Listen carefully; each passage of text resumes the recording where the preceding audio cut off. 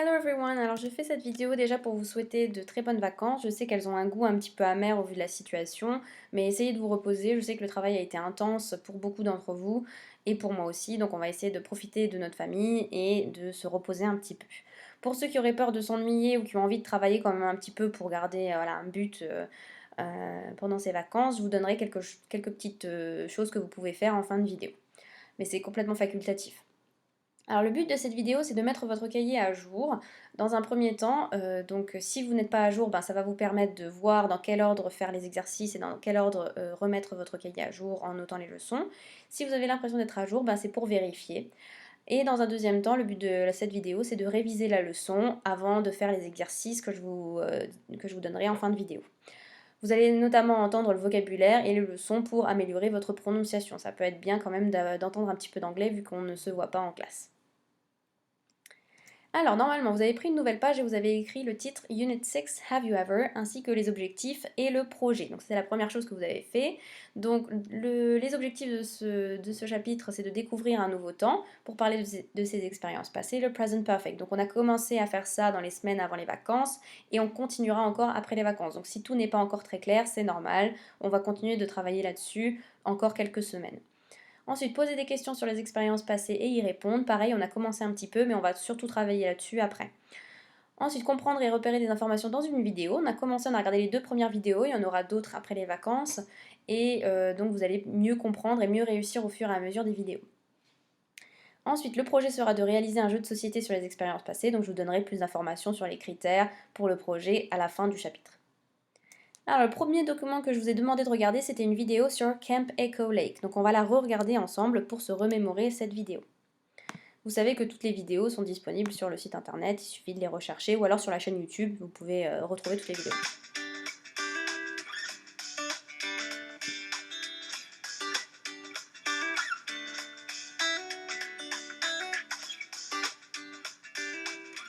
What are you doing this summer? Do you have any big plans? Do you like the outdoors? How about summer camp? Meet new friends, be outdoors all summer, and have a lot of fun. It all happens here at Camp Echo Lake. Camp Echo Lake is in the Adirondack Mountains, about 3.5 hours north of New York City. Many of the kids are from the New York area, but some are from other U.S. states and even other countries. The campers are at Echo Lake for almost 2 months, so by the end of the summer, they are all like family.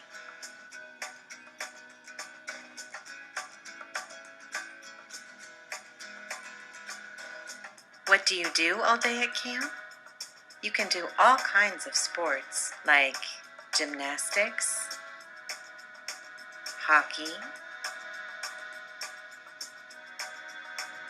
tennis, baseball, basketball,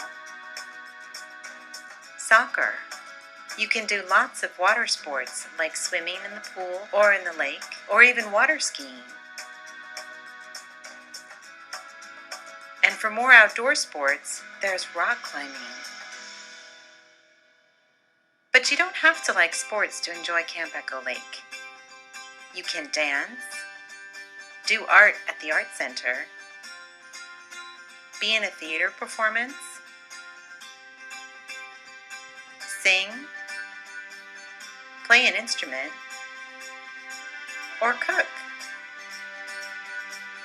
And at the end of the day, there's time to hang out with your friends and to think about your plans for tomorrow.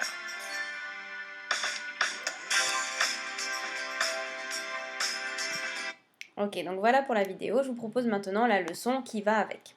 Donc comme d'habitude, au début on présente toujours le document et ensuite on la récapitule. The video is a commercial about a summer camp named Camp Echo Lake. It is located 3.5 hours from New York City in the USA. Many teams come from New York, but some come from other US states and other countries. They stay at the camp for 2 months, July and August. They like the camp because they make new friends, they have a lot of fun, and they do outdoor activities all day. Teenagers can do sports like basketball, soccer, swimming, tennis, hockey, rock climbing, dancing, baseball, gymnastics, and water skiing, and activities like cooking, playing an instrument, theater, drawing, and singing. Donc, a commercial, ça veut dire une publicité. C'est un mot qu'on n'a pas forcément vu dans les chapitres précédents, donc je vous l'ai mis là. Et outdoor, c'est dehors. Soccer, c'est le terme américain pour dire le foot, que l'on connaît nous, parce que le football américain, là-bas, c'est un autre sport, c'est pas la même chose. Et on utilise bien football en Angleterre ou au Royaume-Uni, d'accord? Donc on n'utilise pas soccer en Europe, parce qu'en Europe, on ne connaît pas le football américain, ou en tout cas, on l'appelle le football américain. Ensuite, pour many teens, beaucoup d'adolescents, et some, certains. Donc ça veut dire que la phrase many teens come from New York, but some come from other US states and other countries, ça veut dire beaucoup d'adolescents viennent de New York, mais certains viennent des autres États des États-Unis et d'autres viennent d'autres pays. Alors dans cette vidéo, on a des activités que vous connaissez bien, c'est des activités et des sports que vous avez vus les années précédentes, donc on passe rapidement là-dessus. A. Gymnastics. B. Hockey. C. Tennis. D. Baseball. E. Basketball. F. Soccer. G. Swimming. H. Water skiing. I. Rock climbing. J. Dancing. K. Theater. L. Singing. M. Playing an instrument. Ensuite, je vous avais demandé de répondre à la question If you could go to Camp Echo Lake, what would you do? Donc, could et would sont des mots qu'on utilise pour parler au conditionnel, d'accord? Donc, quand on imagine quelque chose, on ne va pas vraiment y aller au Camp Echo Lake. Donc, c'est pour ça qu'on parle au conditionnel, parce qu'on est dans l'imaginaire. Donc, je vous propose 3 phrases qui peuvent répondre à cette question. Normalement, vous avez écrit ça dans le cahier. If I could go to Camp Echo Lake, I would play football and basketball because I like team sports. If I could go to Camp Echo Lake, I would do rock climbing and water skiing as I love outdoor activities. J'en profite pour vous dire que j'ai écrit water skiing attaché et séparé pour vous montrer qu'on peut l'écrire des deux manières.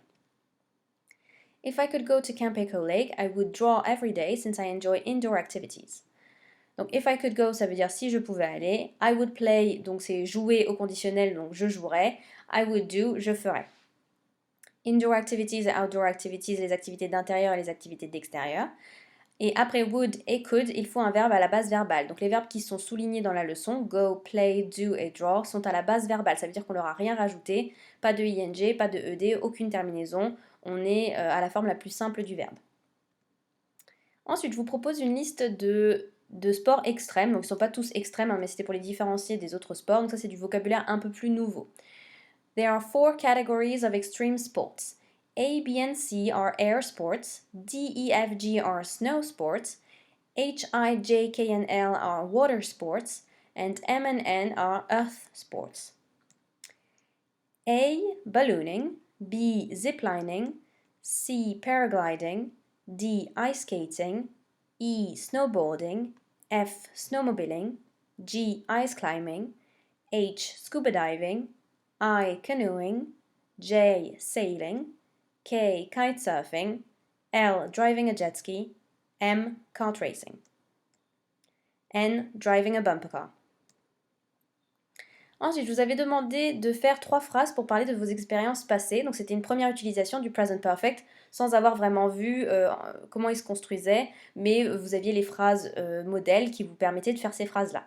Donc I have already been, j'ai déjà fait. I have already driven, j'ai déjà conduit. Donc par exemple, on peut dire I have already been kitesurfing ou I have already driven a jet ski.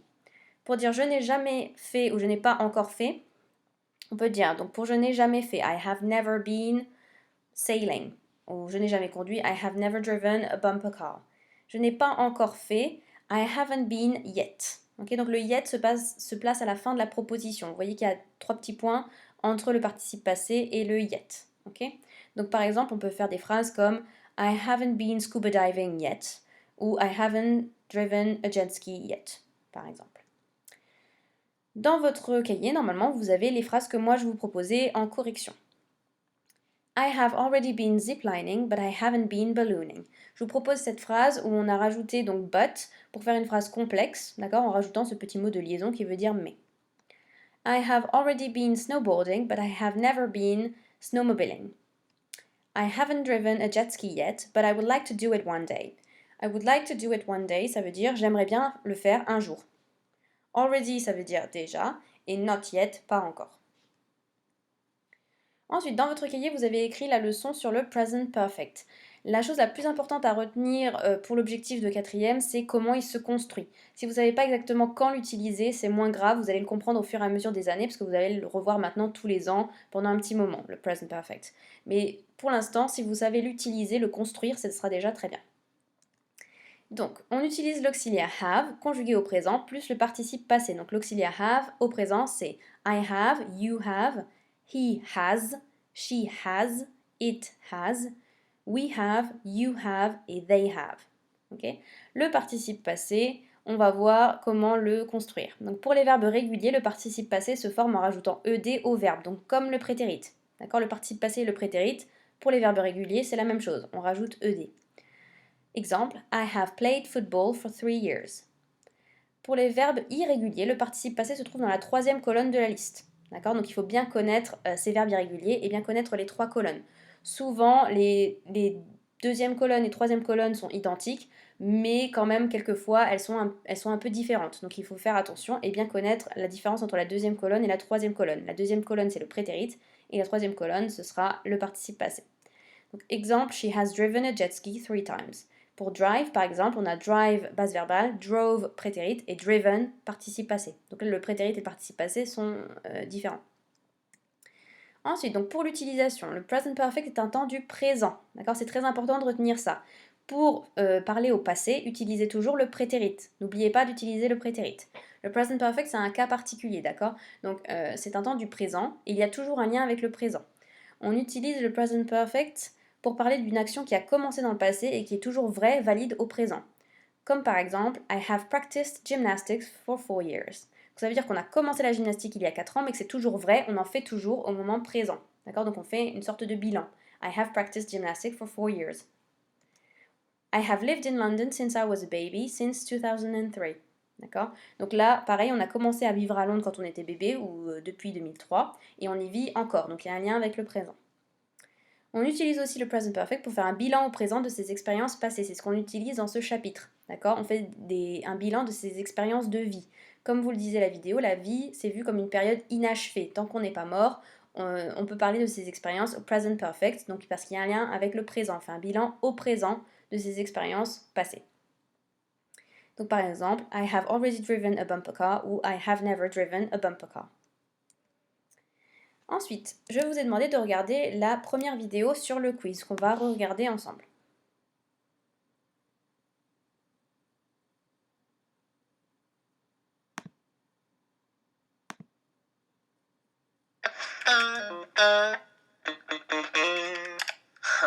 Rose, look, I just found this quiz on the internet.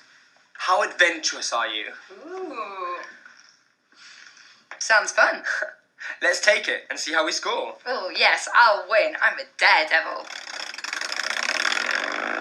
Yeah, I'll just print it. And anyway, I'm gonna beat her. Adventure is my middle name.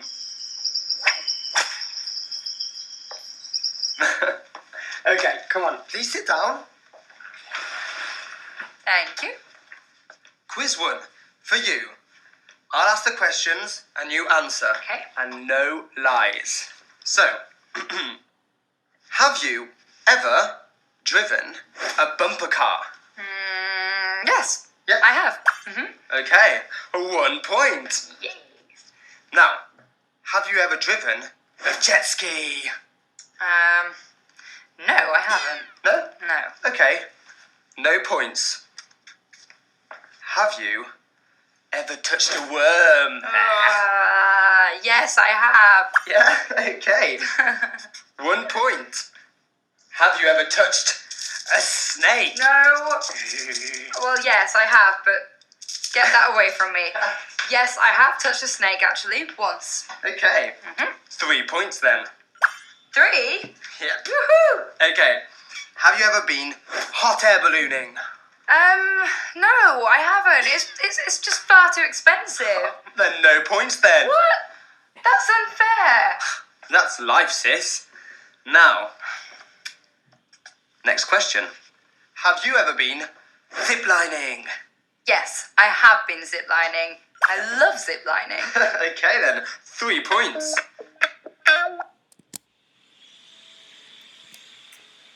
Ok, alors voilà pour la vidéo. Donc là, ce que je vous propose, ça n'est pas dans votre cahier.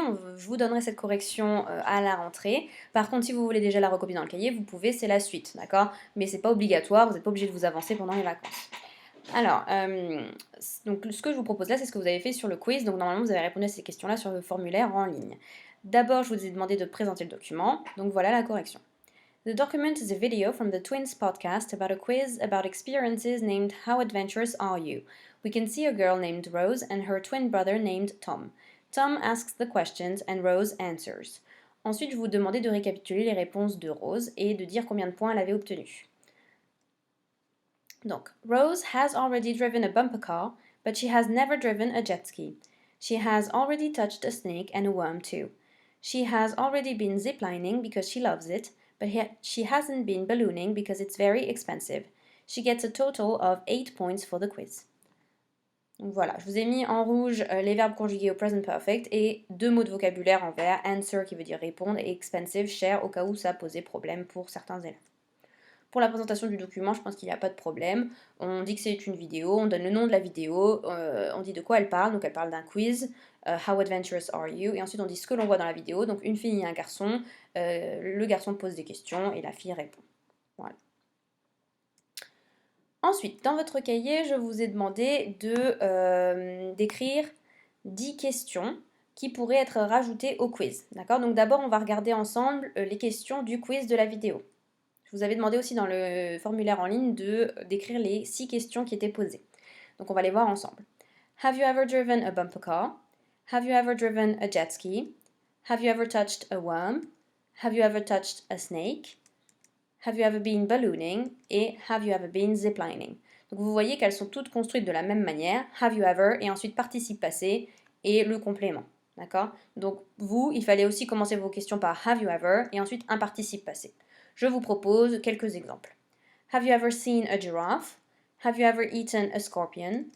Have you ever gone to Paris? Have you ever played soccer?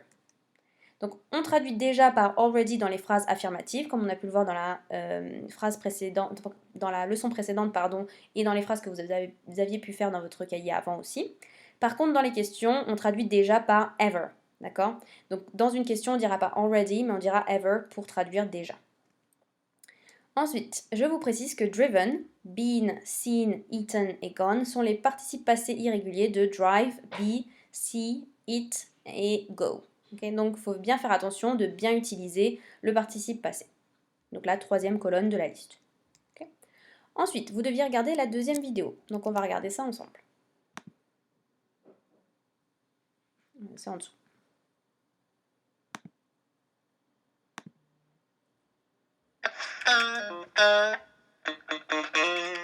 Okay, and now part 2. So, you have driven a bumper car, right? Yes. Okay. Would you do it again? Oh, yes, definitely. It's fun. Anytime.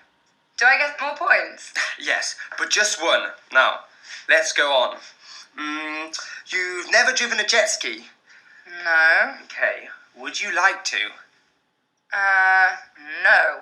It's too noisy and too dangerous. Yeah, you driving, that's dangerous. Hey, get lost. I've never had an accident, unlike some people. Ha ha. An accident. It was a tiny scratch. Anyway, no points. Now, you've already touched a worm and a snake. Would you do it again? No, I know. Worms are gross and snakes are scary. Okay then. No, thank you. Not for me. No points. Okay. How about hot air ballooning? Oh, yes, I'd love to go hot air ballooning, but are you paying? No, but you get 1 point. And I suppose you'd like to go ziplining again? Oh, yes, anytime. I love ziplining. Okay. So, that's 1 more point, and you get a total of 11 out of 18. And your result is from 12 to... Oh, no. Sorry. And your result is... Between 6 and 12 points. You're quite brave and adventurous, and you're ready to try new experiences. Yep. But you don't want to put yourself in any really unpleasant situations. That's fair enough. Well, I'm still a daredevil, just not with creepy crawlies.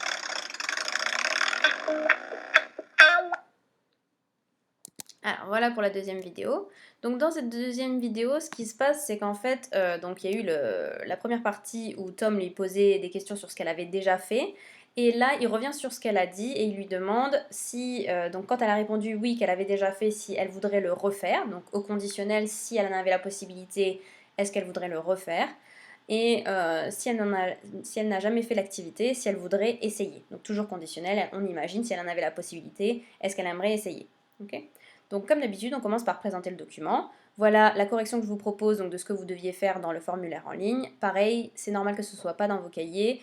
On notera ça à la rentrée, mais vous pouvez prendre un petit peu d'avance si vous voulez. The document is a video from the Twins podcast about the second part of the quiz named How Adventurous Are You? Donc la deuxième partie du quiz. Rose would drive a bumper car again as it's fun, but she wouldn't like to drive a jet ski because it's dangerous and noisy. She wouldn't touch a worm and a snake again since snakes are scary and worms are gross. She would like to go ballooning if her brother pays, and finally she would go ziplining again because she loves it. Ensuite, je vous demandais de récapituler le nombre de points au total. Donc, she gets a total of 11 points out of 18, so she is quite brave and adventurous and she is ready to try new experiences, but she doesn't like unpleasant situations. Je vous ai mis un petit peu de vocabulaire.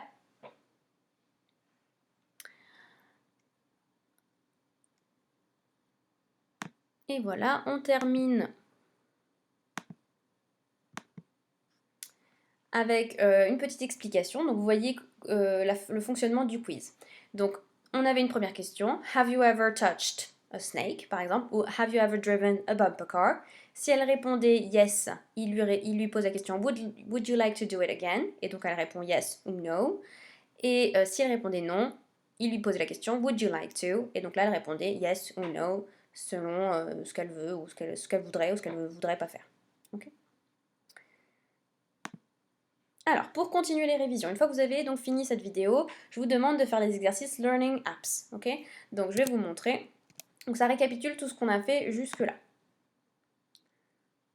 Donc, hop, ici, voilà. Donc là, vous avez tous les exercices qui récapitulent le vocabulaire et les premiers exercices qu'on a fait sur le Present Perfect. D'accord? Vous avez même un exercice ici sur les participes passés de quelques verbes irréguliers qui vous serviront dans ce chapitre, donc que vous pouvez faire. Ensuite, une fois que vous avez bien révisé votre leçon, vous pouvez faire le Revision Quiz. Okay. Donc ça, vous le faites soit pendant les vacances si vous le voulez, si vous avez le temps. Sinon, vous pouvez vous le laisser pour la rentrée. Ce sera un des travaux à faire à la rentrée. Donc vous pouvez totalement vous laisser ce quiz à faire à la rentrée. C'est pas du tout un problème. À la semaine de la rentrée, je vous le donnerai à faire de toute manière. Okay. Donc là, vous devrez vraiment reprendre tout ce qu'on a fait depuis le début. D'accord? Donc on commence toujours par nom et prénom.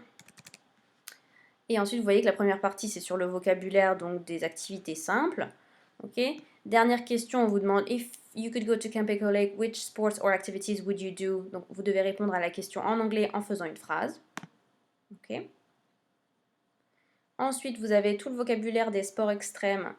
Et à la fin, vous devez écrire une phrase pour parler d'une activité que vous avez déjà faite, une phrase pour parler d'une activité que vous n'avez pas encore faite, et une phrase pour dire une activité que vous n'avez jamais faite. Ensuite, le QCM sur le Present Perfect pour vérifier que vous avez bien compris. Donc, c'est les mêmes questions que vous aviez fait avant les vacances. Ensuite, quelques petites questions de vérification pour voir si vous avez bien compris. Donc là, un exercice qui reprend une activité Learning Apps que vous devez faire en révision normalement. Donc, pour voir si ça a bien été compris. Ensuite, je vous demande, avec ce tableau, de récapituler les expériences de Rose en faisant un texte. D'accord. Ici, je vous demande de compléter les blancs donc, avec le participe passé des verbes entre parenthèses, donc, toujours pour vérifier que vous avez bien compris comment on faisait une question. Et ici, grâce au tableau, vous devez ensuite écrire un paragraphe où vous récapitulez les réponses de Rose sur la partie 2 du quiz. Et ensuite, vous envoyez ça et vous pourrez regarder la correction. D'accord? Ne regardez pas le nombre de points parce qu'il ne sera pas représentatif de votre travail, mais regardez par contre la correction pour vous auto-évaluer. Une fois que vous avez fait ça, si vous vous ennuyez pendant les vacances et que vous voulez travailler un peu plus, donc ce que je vais vous dire là maintenant, c'est complètement facultatif. Vous faites si vous avez envie, ce sont des possibilités pour vous occuper un petit peu. Ok?